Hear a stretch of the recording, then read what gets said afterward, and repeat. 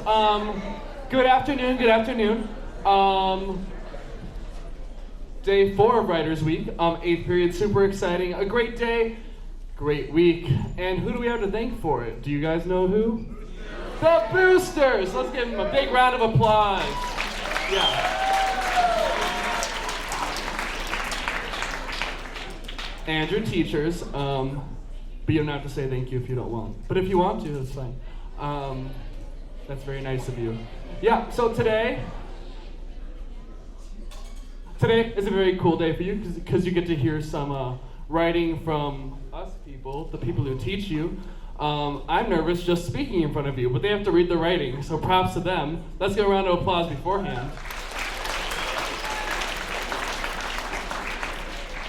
And without further ado, whoever's up first, yeah.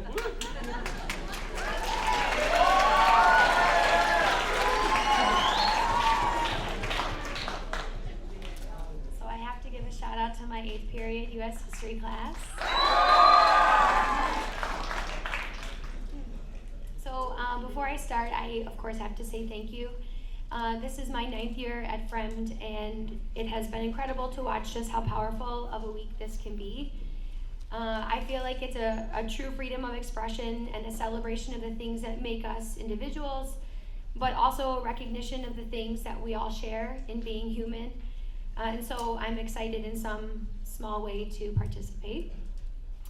I kind of feel like those people who call into a radio station and always say like, hey, I'm a long-time listener, first-time caller. But in this case, I'm like, hey, Writers Week, it's Miss Billetier from Social Studies, long-time fan, first-time participant. I've been reluctant to participate in years past because I really dislike public speaking. But there are few topics, and my students know this, that I don't mind talking about, and history happens to be one of them. So I thought to ease myself into this side of the Writers Week experience, I would read something that I wrote when I was in graduate school. This paper is from 7 years ago when I was working toward my master's in U.S. history with a special focus on race and identity. I have modified it to the point where it is almost unrecognizable from its original form. My previous audience was a college professor scrutinizing every detail and piece of historical argumentation. And now this audience is a little different, of 500 plus high school students, many of whom may not be so thrilled to hear another history lesson. And of course, rather than reading my paper as my professor did, you are all listening. So I decided to make many creative adjustments. Okay, so I can't stall any longer. As I say in my class, let's get this history party started. The title of the paper was called From Activism to Acceptance, the story of a community's involvement in the abolition movement and the welcoming of a slave family. I am the 4th generation of my family to grow up in Mundelein, but long before it was known as Mundelein, it was called Ivanhoe. My great-grandparents came to Ivanhoe and made it their home after they immigrated from Germany. Nearly everyone in the surrounding area were also German immigrant farmers. But there was, of course, one exception, and I will get to that later. But first, context. As for the town of Ivanhoe, it was incredibly small, barely 100 people sharing a few square miles of remote farmland. Ivanhoe was so small, in fact, that the state required it was lumped together with other small towns to share resources. The conglomerate of towns was known as Fremont Township. Fremont Township was still so small that during the 1930s, the elementary school had only 7 students. 1 was my grandfather, and 3 of the other students were his siblings. So that meant on days when the weather was so bad, and my grandpa and his siblings were not able to walk the 2 miles to school, more than half of the student body was absent. When I later attended this same school, it had grown quite substantially. No longer a town of barely 100 people, by the 1990s it was home to more than 30,000 residents. And the elementary and middle schools were no longer a one-room schoolhouse, but several large buildings. When I was a student, we were often told stories about the local community, and they could best be described as tall tales or legends of a sort because there was no specific dates provided or details to complete these stories. They were simply a window to the past, a very blurry window to the past at that. I was lucky enough to hear these stories again while driving around town with my family members as they shared important landmarks and family memories. The most notable of these stories, or tall tales, was centered around a quaint little church in the middle of town. It was rumored to have been a stop on the Underground Railroad. And, as if that weren't enough, a family had escaped on the Hidden Passage Network and made their permanent residence in Ivanhoe. Legend had it that the family lived in secret until the Civil War was officially ended, and they came out of hiding to live as integrated members of the community. As a small child interested in history, I was floored. What an incredible story. But every time I asked questions, I never seemed to get conclusive answers. The story didn't seem to be grounded in anything substantial. And so as I got older and my historical inquiry skills started to improve, I would think back to this story of my town with less amazement and far more skepticism. It seemed too far-fetched to be true. I mean, not only was my town an active participant in the Underground Railroad, but a slave family made it all the way to this small town in northern Illinois, was a few days away from reaching the promised land of Canada, but decided, nah, Ivanhoe seems like a really cool place. I'll just stay here. And they would live in a cramped secret passage for several years until this whole Civil War thing blows over. And when Reconstruction, the era of rebuilding the defeated South in the aftermath of the Civil War, was formally ended, Southern governments were able to take back control of their local and state governments, and as a result began aggressively rolling back any evidence of advancement made in the years since the Civil War had ended, with a slew of Jim Crow policies. The policies that solidified white supremacy in the political structure, the economic forces, and social interactions that would impact nearly everyone's life for generations to come. There was a single black family living in my town, a small, all-white town as fully integrated members. Taking these historical realities into consideration, it seemed that the collective memory of my town was off. And as much as I wanted these stories to be true, I had doubts, very serious doubts. So instead of looking for more things to question about the story, I decided to just find the answers. And so my research began.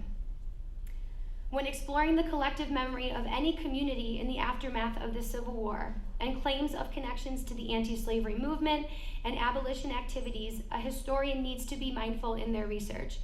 As one of my favorite historians, David Blight, would suggest, a healthy skepticism must be shown to decipher whether the memory that is being passed down is an accurate representation of the community's efforts, or if it is being created in an attempt for the community to right itself on the right side of history.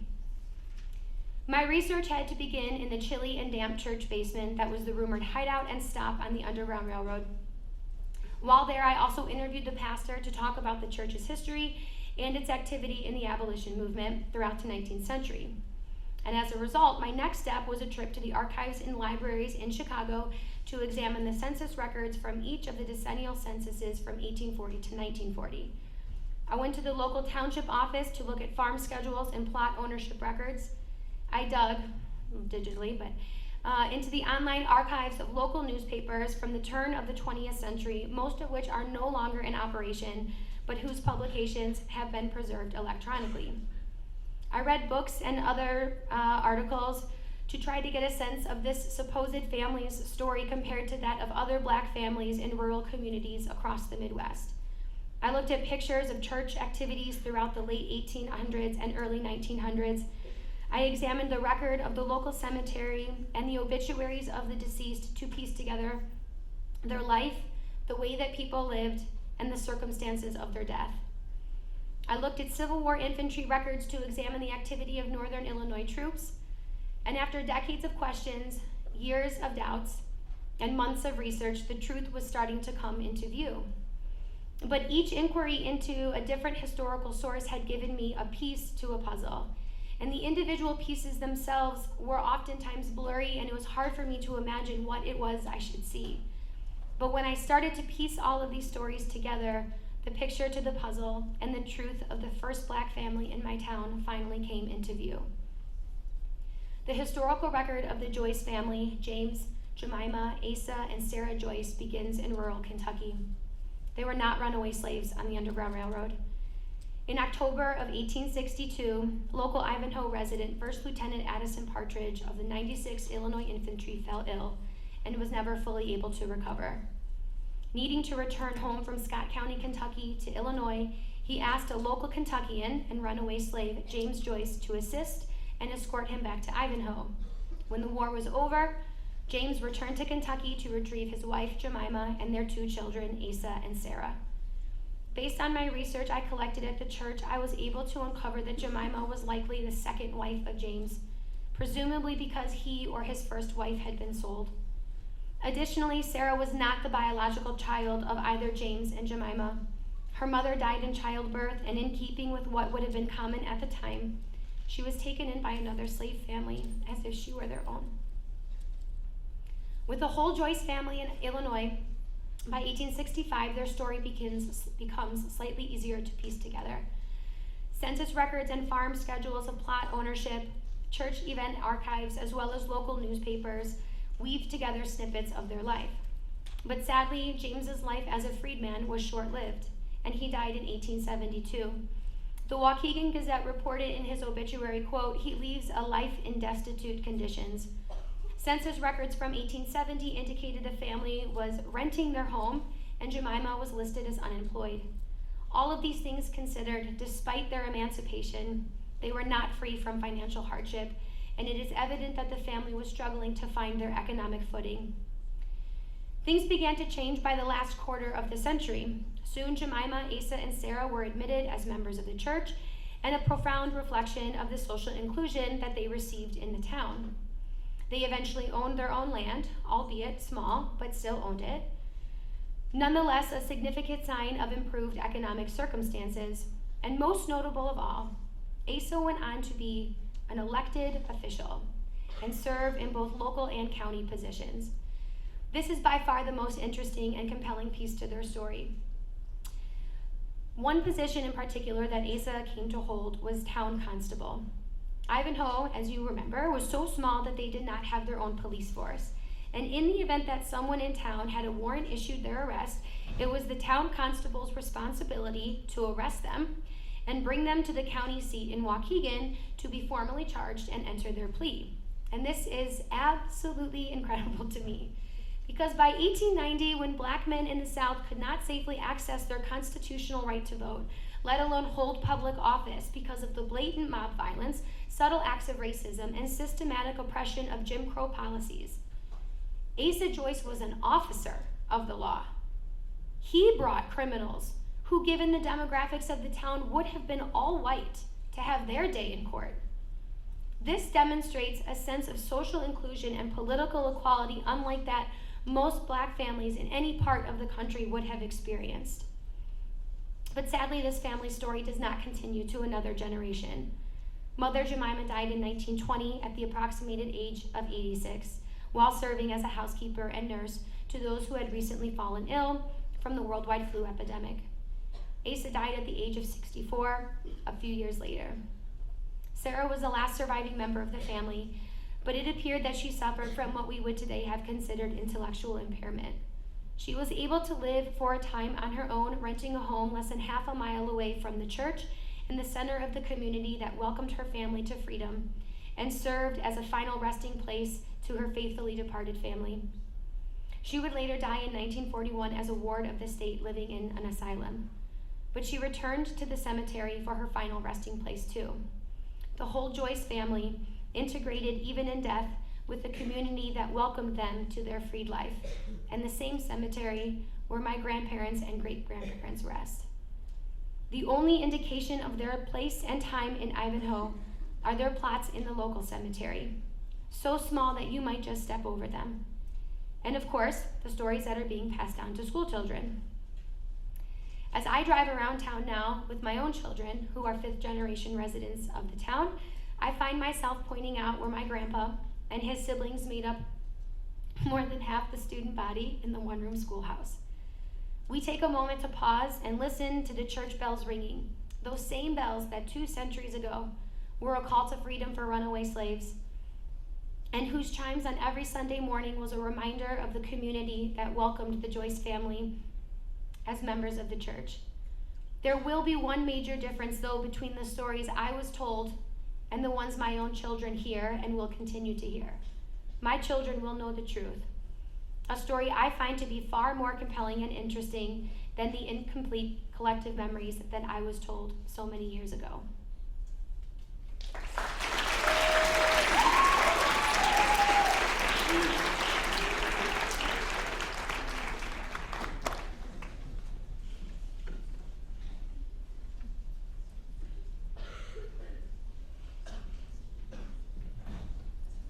Un grito a mi clase de la octava hora, a shout out to my 8th hour.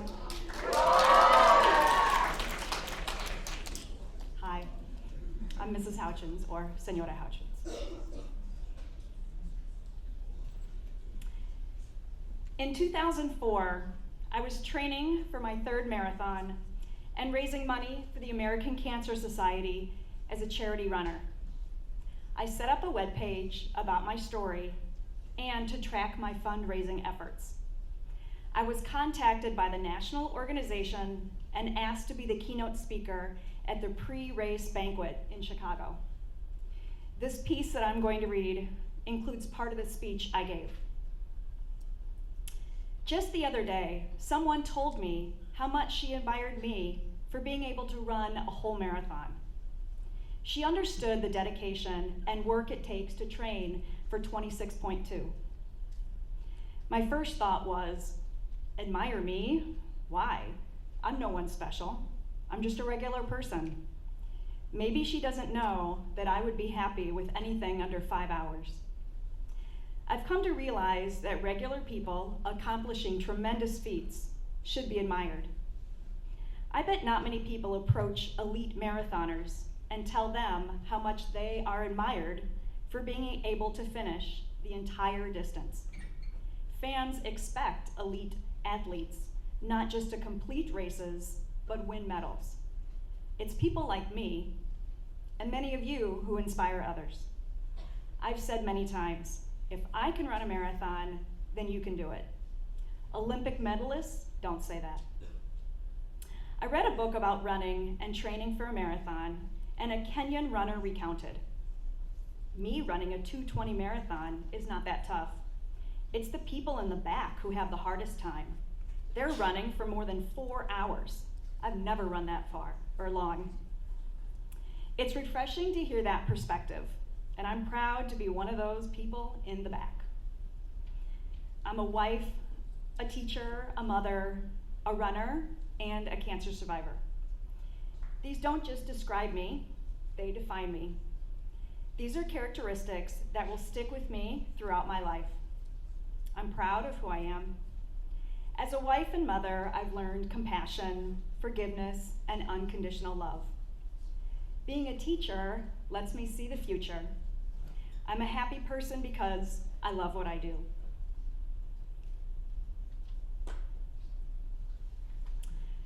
But just like the other titles, I'm a runner.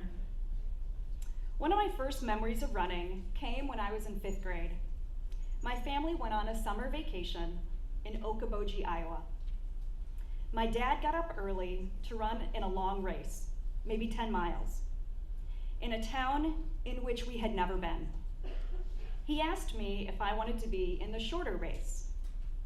I'd run a couple of miles a few times, so I agreed to join him, thinking about how special it was that he asked just me and not my other sisters. You see, as a middle child, time alone with one parent was a treat. He finished his race and came to find me still in the 5-mile race, too scared to stray off the marked course. When we got back to the cabin, much later than expected, my mom was upset that my dad had entered me in such a long race, virtually by myself. That started a few years of racing that he and I did together. Dad would go the long distances, and I would do the fun runs, which sometimes weren't even measured or timed. Obviously, no one received a t-shirt, a medal, or even a ribbon back then. But in my life, I have placed in my age group just a handful of times in races over the years. That's not why I run. If I ran to win, I'd be constantly disappointed. I run for me. Running brings me happiness and friendships and has taught me self-discipline. It also makes for some excellent stories. While running, I have been stung by a bee, bitten by a dog, attacked by a bird. I have helped to free a skunk whose head was stuck in a yogurt container. I was interviewed for the 5 o'clock news, and a year ago, I saw a naked guy standing near a tree in Palatine. And this past Saturday, just 5 days ago, I was running down snowy Weathersfield Way in Schaumburg and saw a bag in the street. I picked it up, unzipped it, and saw that it contained thousands of dollars, bundled with timesheets. I knew it must have been salary for workers paid in cash. I took it to the police station, and the owner had already been there and filled out a report for the loss of nearly $5,000. The saying, "it pays to exercise," didn't exactly describe what happened, but chalk that up to another great story.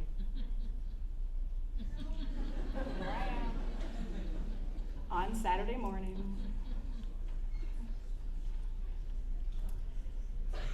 Running has also brought me to the hospital 3 times while out on a run with my running club called Team Caffeine. Once in the passenger seat of the ambulance. Fortunately, I was not the one in need of any medical attention. But back in 2014, September was a marathon year for me. It was also during the foreign exchange program. I was hosting Nuria, a teacher from Spain, at my house for 2 weeks. She did not speak much English. So my husband, who doesn't speak Spanish, pleaded that I hurry up my long run and get back before he would have to do charades with her in my absence.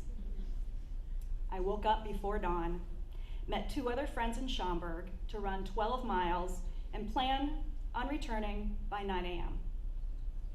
The peaceful, enjoyable miles came to a crashing halt when one friend, Colleen, fell hard. She was bleeding from her mouth, her nose, her hands, and knees. We didn't have our phones. My brain switched from old woman slogging away to superwoman. I took charge and announced that Laura would stay with Colleen and I would go get help. There's my Team Caffeine. Laura's on the right, in the middle, and Colleen's in the right. I started sprinting down Roselle Road without a real plan. See, we were parked more than 4 miles away at the usual meeting spot of Team Caffeine. I ran through a McDonald's parking lot and spotted a man getting into his car. Very winded and looking muy loca, I asked if he would drive me to my car. With skepticism, he agreed. Now, I would never encourage anyone to hop in a car with a stranger, but crazy-brained superwoman considered this the best option at the time. He told me he was on his way to Bible study and actually had to move his Bible from the front seat so I could sit down. I took this as a good sign. Yes, there may be mass murderers who attend Bible study on a Saturday, but I'm an eternal optimist. He dropped me off at my car. I grabbed another friend and we sped to pick up Laura and Colleen. Once at the hospital, I called my husband. I have some good news and bad news. The good news is that I do not need stitches or dental work from a bad fall. The bad news is Colleen does, and I'm at the hospital with her. And the terrible news is that I don't know what time I'm gonna be home, so you'll need to entertain our Spanish guest for a few hours. Colleen healed, my husband survived awkward charades with Nuria, and I learned to carry a phone on every run. Another title of mine is cancer survivor. I didn't actually think about it for years. I was diagnosed at the age of 2 with acute lymphoblastic leukemia, or ALL. Back then, about 10% of patients went straight into remission like me, while 90% either died or had a recurrence.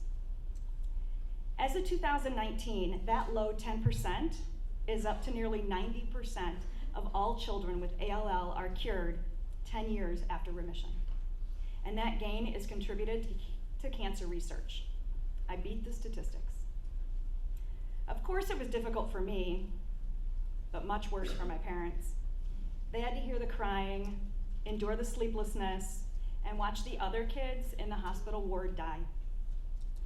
I was on chemotherapy for 7 years. Since everything was uncharted territory, doctors kept putting chemicals into my body for years.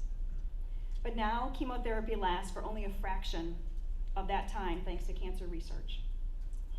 The doctors explained to my parents many possible long-term side effects from the years of chemotherapy. I might have brain damage, stunted growth. Don't laugh, my parents are short, so that didn't happen. Muscle weakness, blood clotting problems, and the inability to have children. My parents decided to continue with the experimental drugs while trying to keep the possible side effects out of mind. But 2 miracles happened after my remission. The first is that every experimental drug was approved and is now used regularly.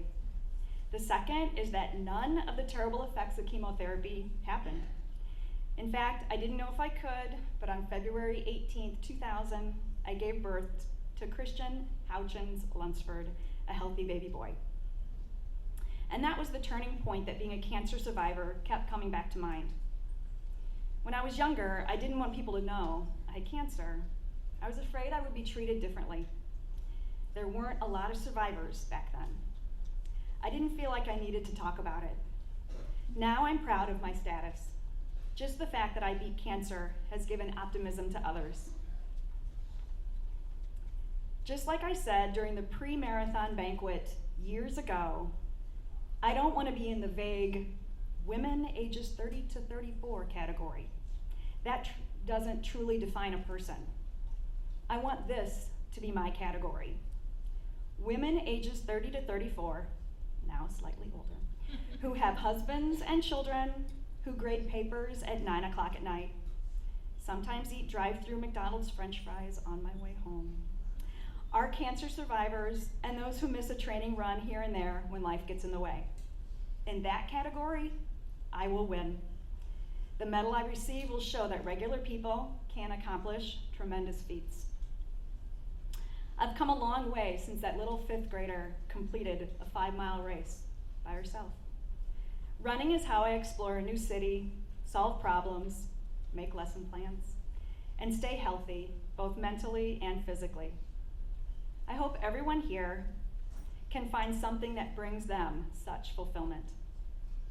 I also want to remind you that regular people can accomplish great feats, no matter your ability.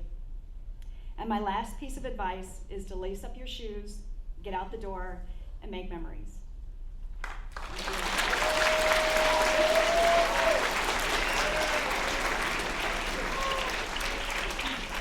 And now, Mrs. Fritz. Hi, guys. Hi, I'm Andrea Fritz, and I proudly used to teach English here. Now I teach French, also proudly. I first want to say, actually, I know Miss Soto's in the room. Where are you? Where are you, Frau? Thank you. A big thank you to Miss Soto, because she, at the last minute, helped me revise this piece and edit it and cut it down so that it wasn't a big mess. So thanks to Miss Soto, and thank you to all of you for just being here and for all the love and the stories and the experiences that have been shared in this space for so many years, and for nurturing that love and that talent in everybody. So thank you. This is a story based on, my mom grew up in a small farm town, and there were all kinds of weird, not because they were in a small farm town, there's no correlation necessarily, but in her small farm town there were strange people. So she tells me stories of like these different kind of weird people, and all she told me once was that there was a man named Emery Sears who used to have an inflatable tiger in the front window of his house. And that's all she told me, and so I thought, great, let's make a story about this man. So here goes. It's called Dusk and Tigers. Emery Sears lived in a little white house with an inflatable tiger that he stood proudly in his front window. It was bright orange with black stripes and a cartoonish painted face. Its ears stood up like two little Nilla wafers, and its tiny pink tongue looked like a gumdrop. Up on a hill, Emery's blue ranch house blended into the summer sky, except for the blazing orange tiger that screamed out at passing cars. Emery himself had a copper-toned tan, and his slick black hair appeared to be snapped on like Lego hair. It was the summer before high school, and even though longer legs made for shorter skirts, Emery still offered me candy when he saw me in town. "Hey, little girl," he would chuff, "would you like a candy?" He kept Tootsie Rolls in his pockets, and when you took one, it was misshapen and melted into the wrapping. Emery spent all weekend sitting outside of Froggy's Cafe, eating ice cream and asking girls if they wanted a candy. When I was still waist-high and Mom and I went for lunch, he would be sitting outside licking sherbet off the outlines of his fleshy lips. Amid conversations about the rising price of milk or the unusually dry summer, one would inevitably hear, "But where did that tiger come from? And why keep it in the front window, strange man?" That summer, we spent our days at the pool. Late in the afternoon, when it was hottest, I'd pack my towel and a change of clothes and then walk a hot mile along the dirt road to get there. I went every day, mostly because John went too. He was gorgeous. I pretended that he secretly liked me back. One June afternoon, because now I had John to impress, I carefully wedged my first and only pair of high heels in my pool bag. They were black mules with a slender 2-inch heel, and when I got to the pool, I replaced my sneakers with the heels and shuffled my way through the gate to where Lisa, Max, John, and Judy were lounging in the water. Hoping to draw attention to my shoes and feet, I slid out of my heels, lifted off my cover-up, and tried to lower myself into the pool, one toe at a time. "Gracie, your birthday's next week," Lisa started. "What are you going to do?" Judy Delaney, who never cared what anyone was talking about unless she could talk about it more, butted in. "Well, for my 14th birthday, my parents took me to Starved Rock State Park for the whole week. We saw waterfalls and went hiking, and we stayed in the lodge and ate s'mores by a big fireplace and everything. We even saw the mayor of Illinois vacationing with his wife. She knows my mom from work, and so she came over and wished me a very happy birthday. So what are your plans, Grace?" Max, who called me rat face all through 7th grade because my nose is pointy, snorted out a laugh. "Judy, nobody cares about the dumb mayor and his dumb wife." John, perched on the pool ladder, answered her question for me. "I'm sure Gracie's got big plans." He called me Gracie, not Grace, like Lisa did, like Mom and Dad did. I didn't know he'd been listening. I looked up and saw his shoulders, straight, like another rung of the ladder, broad and strong. It appeared like he was anchoring the ladder into the pool and providing leverage for it so he could just keep ascending into the sky. From below a tuft of blonde, his left eye, blue, winked at me. I dropped my head and squinted as if the sun was too bright. Heat began to burn into my cheeks, and I held my breath. On an inhale, my body as still as the water around it. Not waiting for my answer, Judy then announced, "Whatever." She paused, then, "Ew, you know what happened on the way over here today? That creep with the tiger asked if I wanted a candy." Everyone was looking at Judy now. As she talked, her ponytail flitted from side to side. "Did you guys know he left town last week? He left with a suitcase and he was all dressed up, and Susie from Froggy's told me that he goes to Florida every summer to judge the Miss Florida pageant." For the first time, Judy said something interesting. The water swooshed as John dropped into the pool, and a rose exploded open in the center of my stomach. Emery Sears was going to know Miss Florida. Back then, watching the Miss America pageant was the best night of the year. If I could have watched Judy Ford, my favorite Miss America, take her crowning walk down the runway over and over again, I would have. In a daze of dreams, I envisioned this happy ending in my head. There I was, newly crowned, Bert Parks pointing to the Miss America runway, declaring, "There it is, one of the longest, happiest walks you will ever take in your whole life." Then crooning, "There she is, Miss America." And when I finally got to the end of that long, happy walk, there was John winking at me. I snapped back into reality when Judy whined, "This is getting old. I'm bored now. Let's do something else." I'd been dragging my foot through the water, slowly tracing the alphabet with my toes, when I felt a tickle on my ankle. Then another set of toes started circling around mine secretly. I felt electric. John finally looked sideways at me and smiled. But again, Judy abruptly jumped into my moment. "Well, what do you think?" Judy persisted. There was an empty pause with no talking and no toe circling while everyone sat thinking. A minute later, darting his gaze over at Judy, Max burst out, "Well, what about the candy tiger guy? He's out of town." "Yeah, so what?" Judy asked. "He's not home. Gone." It was like Max had sprung a leak. Each word was more elated than the last until he erupted, "We can get in through the basement window. Well, easy. Let's steal the tiger." "Oh, come on, Max. Don't be..." "Wait," John interrupted. "If we got the tiger, we'd be famous." He shifted his weight toward me and ran a finger over the top of my hand. "That's ridiculous. What would we even do with it?" Judy petitioned. Max, whose parents volunteered him to raise and lower the school flag to give him something respectable to do, had a stroke of genius. "Wouldn't it be funny if we ran it up the flagpole outside of Froggy's?" Faster than I could rationalize reasons not to go, everyone was pulling themselves out of the pool, throwing on shorts and dresses in collective urgency. It seemed in that second that nothing could be worse than being left behind.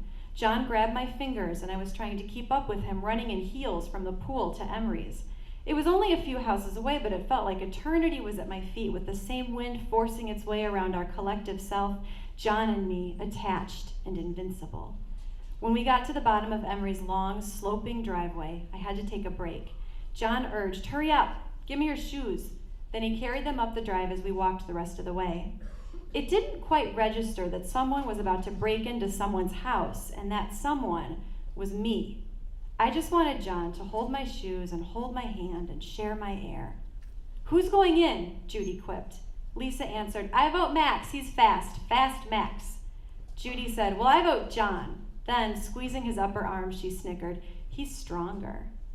"Here's the plan." Max had everything under control, like he'd broken into houses a million times before, like this was just another play in the game. "John, you help me get in the window well. I'll run in and snatch the tiger. Help pull me back out, and the girls will stand guard around the house and scream if anyone comes. You in?" Lisa and Judy staked out hiding spots around the house, but I didn't move from the front lawn. John and Max disappeared to the back, and I just stood there, not breathing. I was shaded by a white pine, its needles stabbing at the bottoms of my feet. Alone now, in the quiet, gravity yanked on every minute of that day. I wanted my mom and my bed and my dog snoring in my covers. I wanted to go back to before. I wanted to go home. After what felt like forever, the boys came running to the front, both keeled over in laughter. Max was staggering across the lawn with the tiger bouncing behind him. "Hurry up," John Whisper yelled. "But it's so awkward." Just then, headlights turned down the driveway. "Shoot," Max screeched. "Come on," John yelled. "I'm trying. It's kind of heavy," Max yelled back. "Just drop the tiger then." "Well, we can't just leave it here," Max protested. "I didn't go through all that for nothing." John started looking wildly around himself and answered, "Well, if we let the air out, we can carry it faster. What can I slash it with?" John suddenly grabbed one of my shoes that he dumped beside me earlier, and like a rabid bear, he took several blows to the tiger with its heel. There was a muffled pop as the tiger pierced open. Where John flung my shoe back to the ground, I could see that the heel was dangling by the thread of fake leather. He tried running off with the tiger, but tripped in the middle of the lawn and just left it there. Then he sprinted away with everyone in a mess of high tops and hemlines, grabbing Judy Delaney's waist and tickling her as they squealed away. It was just us then. Emery, his deflating tiger, me, and my broken shoe. Emery was standing at the top of his driveway, shocked and glowing in the car's headlights. I felt the rush of the day meet me with a blow of betrayal of Emery's cologne, his slick orange skin set against the twilight. All of it was phony. My hopes popped, full of air and emptiness, like a vinyl tiger. Emery pointed down his driveway toward me and called out to his cab driver, "There she is!" But I wasn't Miss America. I was Miss Trespasser, Miss Demeanor. I was about to take one of the longest, unhappiest walks I would ever take in my whole life. Bewildered, I did what any girl would do after another girl has just run off with her crown. I smiled to hide my shame. I picked up my one good shoe and its broken mate, and I ran the whole long way down Emery Sears's driveway, barefoot and crying. Thank you.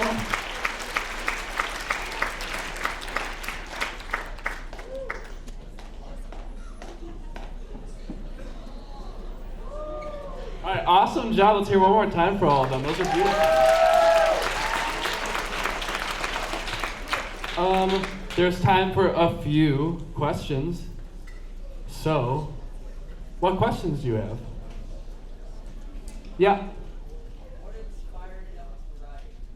What inspired all three of you to write? In general, or their stories?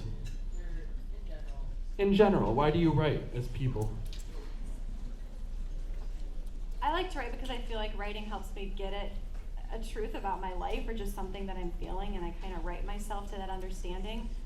Largely Writer's Week too has helped, kind of like I said earlier, nurture that for me. I used to write because I had to, or I was told to, but now it helps me. I usually find myself writing to get things off of my mind that are just not making sense unless I have to stop and really think about why they're on my mind in the first place.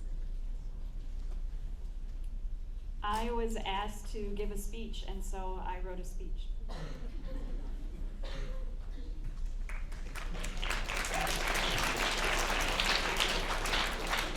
Awesome. Another question. Am I up there? Okay. This film's here. So, why did they not know about the history of the family? Did they lie? Were they not knowing it? Like my teachers? Well, anyone, when you were a kid, why did no one really knew the whole story of the family? Good question. I think people kind of knew like the half truth. I mean, he was technically a runaway slave. He just was not a runaway slave on the Underground Railroad.